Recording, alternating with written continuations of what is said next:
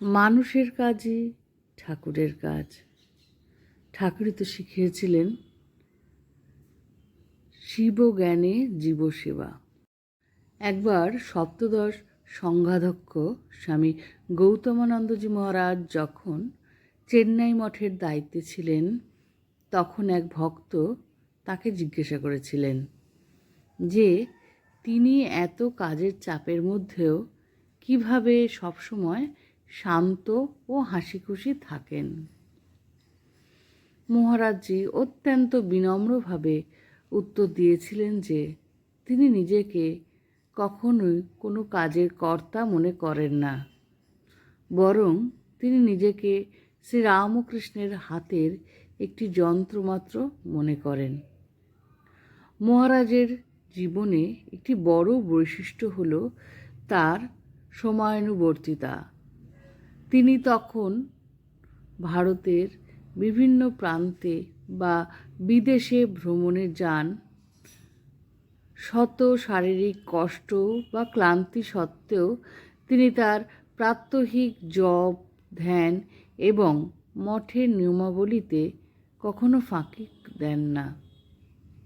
একবার দেখা গিয়েছিল অত্যন্ত দীর্ঘ এক সফরের পর গভীর রাতে তিনি আশ্রমে ফিরেছেন, কিন্তু পরদিন ভোর 4টে ঠিক সময় তিনি মন্দিরে উপস্থিত হয়েছেন মঙ্গলারতির জন্য। তরুণ সন্ন্যাসীদের কাছে এটি এক বিশাল শিক্ষা যে আধ্যাত্মিক জীবনে কোনো অজুহাত চলে না। এছাড়া তার অসাধারণ স্মৃতিশক্তি এবং ভক্তদের প্রতি মমত্ববোধের কথাও অনেকে বলেন। বহু বছর আগে দেখা হওয়া কোনো সাধারণ ভক্তকে তিনি নাম ধরে বা তার পরিবারের খবর নিয়ে যখন কথা বলেন, তখন সেই ভক্ত অভিভূত হয়ে যান। তার মতে মানুষকে ভালোবাসা আর ঠাকুরের সেবা করা অভিন্ন।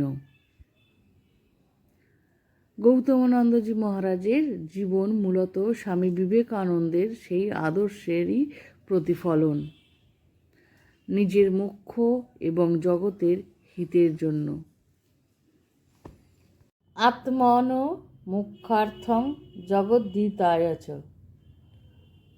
এই ভাবটা যদি আমরা নিয়ে এগোতে পারি, তারপরে কি সবসময় আমরা আড়ষ্ট হয়ে থাকবো? না, নিজেদের সরলতাটা, নিজেদের ভালোটুকুটা অন্যের জন্য যদি কাজে লাগাতে পারে, তাহলে তো আমাদের জন্মই এক খুব মূল্যবান। মহারাজদের কথা শুনে আমার এটাই মনে হলো। সমস্ত কিছু দিন, প্রতিটা মুহূর্ত, প্রতিটা সময় তো আমরা শিখেই যাচ্ছি। শেখার তো আর শেষ নেই। এই ভালো ভালো জিনিস, মূল্যবান জিনিস যদি আমরা নিজেদের মধ্যে নিয়ে এগিয়ে যেতে পারি, তাহলে কোনো কঠিন পথ, কোনো কঠিন সময়ই আমাদের কাছে আর কঠিন বলে মনে হবে না। ছোট্ট ভিডিওটি আশা করি ভালো লেগেছে। ভালো লাগলে সঙ্গে থাকবেন। শ্রী শ্রী ঠাকুর, মা, স্বামীজি, আমার গুরু মহারাজ এবং অন্যান্য মহারাজদের শ্রীচরণে শত কোটি প্রণাম।